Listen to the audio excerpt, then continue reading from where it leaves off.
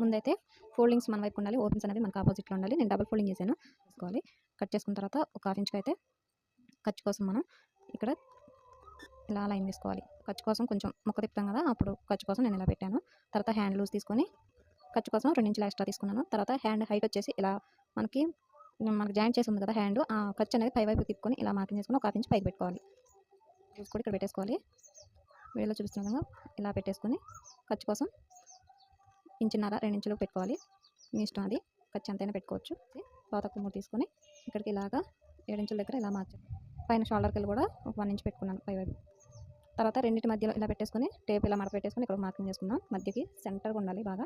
తర్వాత ఇలా కొంచెం ఈ మార్కింగ్ చేసుకున్నాం కదా, ఇప్పుడు ఒక హాఫ్ ఇంచు 30 ఇంచు మనకు బ్లౌజ్ని బట్టి ఇలాగా మార్క్ చేసుకోవాలి. అది ఫ్రంట్లో తీయడానికి అన్నట్టు. ఇప్పుడైతే కట్ చేసేసుకుందాం. ఇట్లా డ్రాయింగ్ చేసుకోవాలి. ఇప్పుడు హ్యాండ్స్ అనేవి ఇలా ఓపెన్ చేసుకొని 2 పీసులకి మట్టుకి ఫ్రంట్ వచ్చే పార్ట్ మట్టుకి ఇలాగ